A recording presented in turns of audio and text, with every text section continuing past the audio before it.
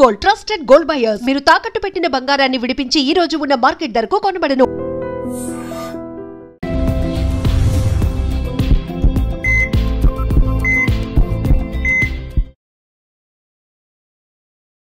నమస్తే, welcome back to IT media. మన ఆయుర్వేదం ప్రోగ్రామ్ కి అందరికీ స్వాగతం. సో ఈ రోజు మనతో ఉన్నారు వంటింటి చిట్కాలకు కేర్ ఆఫ్ అడ్రస్ అయిన చిట్టిబొట్ల మధుసూదన్ శర్మ గారు. చాలా మందిలో ఉండే ప్రాబ్లం మోకాళ్ళ నొప్పుల గురించి ఈరోజు తెలుసుకుందాము. చిన్న వాళ్ళ నుంచి పెద్దవాళ్ళ వరకు కూడా మోకాళ్ళ నొప్పుల సమస్యలతో బాధపడుతున్నారు. మరి ఇంట్లో ఎలాంటి చిట్కాలు పాటించి లేదా ఏదైనా రెసిపీలతో తగ్గించుకోవచ్చా, ఎలా ఉంటే మోకాళ్ళ నొప్పులు తగ్గే అవకాశం ఉంటుంది అడిగి తెలుసుకుందాం. నమస్తే సార్. నమస్తే అమ్మా. ఎలా ఉన్నారు సార్? బాగున్నానమ్మా. సో మోకాళ్ళ నొప్పులకి ఇప్పుడు ఒకప్పుడు పెద్దవాళ్ళలో, పెద్ద ఏజ్ వాళ్ళలో నడవలేకపోతుండేవాళ్ళు. ఇప్పుడు అర్లీ 30స్లో కూడా మోకాళ్ళ నొప్పులని అందరూ అంటున్నారు. సో దీనికి ఏదైనా ఆయుర్వేదంలో మంచి పరిష్కారం కానీ, ఒక తగ్గడానికి ఒక చిట్కా కానీ చెప్పండి. చాలా చాలా ఉన్నాయమ్మా.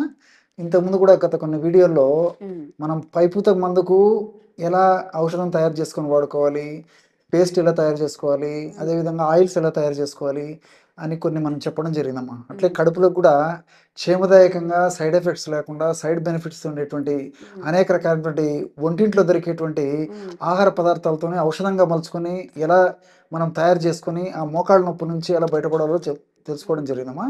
మరి చాలామందికి ఉండేటువంటి అత్యంత సర్వసాధారణమైనటువంటి సమస్య కాబట్టి మరి చాలామంది అనేక రకాలైన ఫార్ములాస్ కోసం కూడా ఎదురు చూస్తుంటారమ్మా.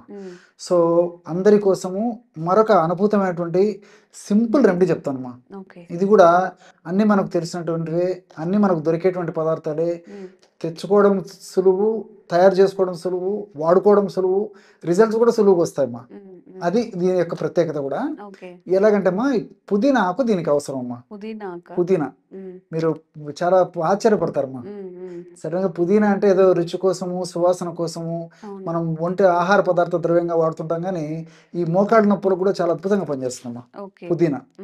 దాంతో యాక్చువల్గా ఏమంటే మెంథాల్ అని చెప్పేసి ఒక కెమికల్ కూడా తయారు చేస్తారు. అది కూడా పెయిన్ రిలీవర్గా వాడుతుంటారు. ఈ యొక్క పుదీనా ఆకులను తెచ్చుకొని శుభ్రం చేసేసి, అంటే కడిగేసేసి, అదేవిధంగా తుడిచేసేసి బాగా ఆరబెట్టేసేసి పౌడర్ తయారు చేయాలమ్మా.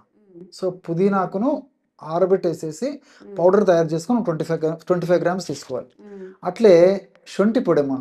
శొంఠి పొడి కూడా మనకు మార్కెట్లో దొరుకుతుంది. అదేవిధంగా శొంఠి కొమ్ములు దంచి మనం తయారు చేసుకోవచ్చు. సో ఆ శొంఠి పొడి ఒక 25 గ్రామ్స్ తీసుకోవాలి. అట్లే నల్ల జీలకర్ర అమ్మా. సో జీలకర్ర 2 రకాలు. సార్ మామూలుగా వాడేటువంటి జీలకర్ర అందరికీ తెలిసినటువంటిదే. ఆహార పదార్థాల్లో వంటకాల సువాసనకు, రుచి కోసము ఏమో జీర్ణశక్తిగా ఉపయోగపడేందుకు మనం ఈ పోపుల డబ్బాలో ఈ యొక్క మామూలు జీలకర్ర పెట్టుకుంటాం అమ్మా. సో ఇక్కడ ఈ యొక్క ఫార్ములాకు వాడుకోవాల్సింది నల్ల జీలకర్ర. నల్ల జీలకర్ర కూడా మనకు మార్కెట్లో దొరుకుతుందమ్మా. నల్ల జీలకర్ర తెచ్చుకొని శుభ్రం చేసేసి పౌడర్ లాగా తయారు చేసుకొని ఒక 25 గ్రామ్స్ నల్ల జీలకర్ర తీసుకోవాలి. చివరగా మిరియాల పొడి ఒక 10 గ్రాములు తీసుకోవాలి.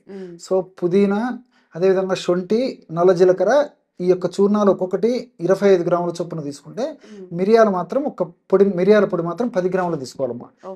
ఇవన్నీ బాగా కలిపేసేస్తే బ్రహ్మాండమైనటువంటి మోకాళ్ళ నొప్పులు తగ్గించేటువంటి చూర్ణం రెడీ అయిపోతుంది. దీన్ని ఒక గాజు సీసాలో నిల్వ ఉంచుకొని రోజు ఉదయం ఆహారానికి ఒక 10 నిమిషాల ముందు, రాత్రి ఆహారానికి ఒక 10 నిమిషాల ముందమ్మా. జస్ట్ ఎక్కువ గ్యాప్ కూడా ఇవ్వాల్సిన అక్కర్లేదమ్మా. జస్ట్ ఒక 10 నిమిషాల ముందు ఒక 50 ml వాటర్లో 2 గ్రాములమ్మా, అంటే ½ టీ స్పూన్ కంటే కూడా కొద్దిగా తక్కువ. సో వాటర్లో కలిపి తీసుకోవాలి. ఈ విధంగా ఉదయం ఒక్కసారి, రాత్రి ఒక్కసారి క్రమం తప్పకుండా ఈ యొక్క ఔషధాన్ని ఈ పద్ధతిలో వాడుకోవడం వల్ల మోకాళ్ళ నొప్పుల సమస్య చాలా త్వరగా, శీఘ్రంగా, సత్వరమే తగ్గేదానికి అవకాశం ఏర్పడుతుందమ్మా. సో ఇందులో ఉన్నటువంటి ఔషధ గుణాలు అన్నిటిలో కూడా అమ్మా, పుదీనాలో కానీ, అదేవిధంగా శొంఠిలో కానీ, నల్ల జీలకర్రలో కానీ, అట్లే మిరియాల్లో కానీ, ఈ 4 పదార్థాల్లో కూడా అద్భుతమైనటువంటి మోకాళ్ళ నొప్పులను తగ్గించేటువంటి ఔషధ గుణాలు ఉన్నాయమ్మా. అంతేకాకుండా మోకాళ్ళ నొప్పులు వచ్చినప్పుడు ఏం జరుగుతుందంటమ్మా, ఈ మోకాళ్ళ భాగంలో ఉన్నటువంటి కీళ్ళలో ఉన్నటువంటి కణాలు దెబ్బతింటాయి. అదేవిధంగా ఆ ఎముకల కణాలు దెబ్బతింటాయి. ఆ ప్రాంతంలో కండరాల కణాలు దెబ్బతింటాయి. సో ఈ కణాలన్నీ దెబ్బతినడం వల్ల ఈ మోకాళ్ళ నొప్పుల సమస్య కలిగేటువంటి పరిస్థితి ఏర్పడుతుంది. కాబట్టి ఆ యొక్క కణాలను బాగా చైతన్యవంతం చేసి ఆ కణాలకి, ఆ మోకాళ్ళ భాగానికి చక్కటి రక్త సరఫరాను కలగజేసేసి, అదేవిధంగా చక్కటి ఆక్సిజన్ కలగజేసేసి మోకాళ్ళ భాగంలో ఉన్నటువంటి నొప్పి, పోటు, సలుపు, బాధ, అసౌకర్యం ఇవన్నీ తగ్గేందుకు ఈ యొక్క ఔషధం చాలా అద్భుతంగా పనిచేస్తుంది. పనిచేస్తుందమ్మా. ఓకే. కాబట్టి ఇది దీర్ఘకాలికంగా వాడినప్పటికీ అన్ని మనకు సైడ్ ఎఫెక్ట్స్, అన్ని మనకు సైడ్ బెనిఫిట్స్ ఉంటాయి. ఎలాంటి సైడ్ ఎఫెక్ట్స్ ఉండవమ్మా. కాబట్టి ఈ విధంగా తయారు చేసుకునేటువంటి ఔషధం అయిపోయిన తర్వాత మళ్ళీ ఫ్రెష్గా తయారు చేసుకుని వాడుకుంటున్నారమ్మా. ఓకే. ఎందుకంటే ఇది దీర్ఘకాలం పాటు మనం నిలువ ఉంచడం వల్ల ఇందులో ఔషధ గుణాలు కోల్పోయేటువంటి అవకాశం ఉంటుంటుంది. కాబట్టి మరి నేను చెప్పినటువంటి పద్ధతిలో తయారు చేసుకొని అయిపోయిన తర్వాత మళ్ళీ ఫ్రెష్గా తయారు చేసుకోవాలమ్మా. ఓకే. ఏదైనా చూర్ణ ఔషధాలంతా తయారు చేసిన తర్వాత ఒక 2 మాసాలకు మ్యాక్సిమం అంతేమ్మా. 2 మాసాల లోపల అయిపోయి చేసుకోవాలి. 2 మాసాల తర్వాత మళ్ళీ ఫ్రెష్గా తయారు చేసుకోవాలమ్మా. ఓకే. లేట్ అయిన కొద్దీ ఔషధ గుణాలు తగ్గిపోయేటువంటి అవకాశం ఉంటుంటుంది. కాబట్టి మరి ఈ పద్ధతిలో వాడుకోవడం వల్ల చాలా చక్కటి ప్రయోజనం చేకూరుతుందమ్మా. ఓకే. సో ఇవన్నీ ఇంట్లో తయారు చేసుకోలేము. బయట ఏదైనా స్టోర్స్‌లో రెడీమేడ్‌గా దొరుకుతాయని కూడా చాలా మంది అడుగుతూ ఉంటారండి. దీనికి ఏదైనా ఆల్టర్‌నేట్ అనేది బయట దొరుకుతుందా? చాలా చాలా ఉన్నాయమ్మా.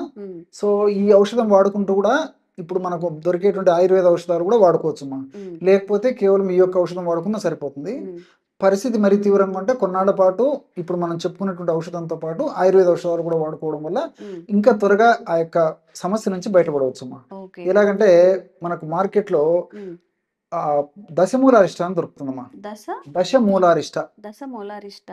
మూలం అంటే రూట్స్ అమ్మా, వేర్లు. ఓకే. అంటే 10 రకాలైనటువంటి వేర్లతో తయారు చేసినటువంటి ఒక లిక్విడ్ ఏదైతే ఉందో దాన్ని దశమూలారిష్ట అంటారమ్మా. ఓకే.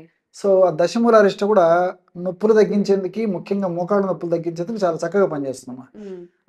అది మనకు మార్కెట్లో దొరుకుతుంది. అదేవిధంగా మహారాస్నాది క్వాధ.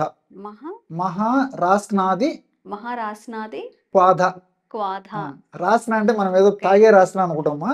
మనం మామూలుగా ఈ డ్రింక్ రాస్న అనుకుంటాము. రాస్న అని ఒక మూలికమ్మా, ఒక వేరు. మహారాస్నాది క్వాధ. ఓకే. అమ్మా ఇది సంస్కృత పదాలు కాబట్టి కొంచెం ఇది అలానే ఉంటాయా? ఆ నేమ్ తోనే ఉంటాయా? అదే నేమ్తో దొరుకుతాయమ్మా. అందుకే ఫస్ట్ది దశమూలారిష్ట. దశ అంటే 10, మూల అంటే వేర్లు. 10 వేర్లతో తయారు చేసినటువంటి ఔషధం కాబట్టి దశమూలారిష్ట. మహారాస్నాది క్వాధ. రాస్న అనేటువంటి ఔషధం ప్రత్యేకంగా దాన్ని ఎక్కువ భాగం ఉపయోగించేసేసి తయారు చేసినటువంటి లిక్విడ్ ఏదైతే ఉందో దాన్ని మహారాస్నాది క్వాధ అంటారు. క్వాధ అంటే లిక్విడ్ అనే రూపంలో చెప్పుకోవచ్చమ్మా. కషాయం క్వాధ మనకు లిక్విడ్ రూపంలో దొరుకుతుంది. సో ఈ 2 లిక్విడ్స్ దశమూలారిష్ట ఒక 10 ml, మహారాస్నాది క్వాధ 10 ml. 20 ml అయింది కదమ్మా. 20 ml నీళ్లు కలిపేసేయాలి. మొత్తం 40 ml మెడిసిన్ అయిపోతుంది. 40 ml ఒక్క డోస్కమ్మా. అంటే ఉదయం ఆహారం తర్వాత ఒకసారి తీసుకోవాలి, రాత్రి ఆహారం తర్వాత ఒకసారి తీసుకోవాలి. ఈ విధంగా క్రమం తప్పకుండా రోజు 2 సార్లు ఈ లిక్విడ్ నేను చెప్పినటువంటి డోసులో ఈ పద్ధతిలో వాడుకోవడం వల్ల కూడా ఫలితాలు చాలా సమర్థవంతంగా శీఘ్రంగా వచ్చేదానికి అవకాశం ఉంటుందమ్మా. ఓకే. సో ఎవరైనా కానీ మోకాళ్ళ నొప్పులతో బాధపడుతూ ఉంటే సార్ చెప్పిన పుదీనా, శుంఠి, జీలకర్ర ఇవైతే చెప్పారో అవి చేసుకోవచ్చు. లేదు మేము చేసుకోలేమన్నప్పుడు ఆయుర్వేదిక్ స్టోర్లో కూడా ఈ 2 ఔషధాలని వాడుకొని మీరు మోకాళ్ళ నొప్పుల నుంచి బయటపడచ్చు. ఇంకొన్ని ఆరోగ్యపరమైన చిట్కాలు మీకు అందిస్తూనే ఉంటాము. Thank you sir. Thank you so much. Sir, one life lesson what medicine has taught you. Whatever you can do without expecting. But I really believe మన పాజిటివ్ యాటిట్యూడ్ ఉంటేనే మనం ఏదైనా సాధించగలం. గట్ని మనం కరెక్ట్గా డీల్ చేసినట్లయితే అది మనకి పాజిటివ్ హార్మోన్స్ని రిలీజ్ చేస్తుంది. షుగర్ వచ్చిన వాళ్ళ పరిస్థితి ఏంటి? పొట్ట దగ్గర పెరిగితే దాన్ని ఆండ్రాయిడ్ అంటారు. ఆండ్రాయిడ్ ఫోన్ కదా. అసలు థాట్స్ ఎందుకు వస్తాయి? బ్రెయిన్ డెడ్ అంటే దానికి ప్రపంచం అంతా కూడా కొన్ని నిర్దిష్టమైనటువంటి లక్షణాలు. మానసికంగా ధైర్యంగా ఉంటే క్యాన్సర్ జయించవచ్చు. You are a doctor for a cause sir. అంతే. వాళ్ళకి వచ్చిన ఆదాయం కాకుండా ఫ్రీ సర్వీస్ ఎంతమందికో చేస్తారు.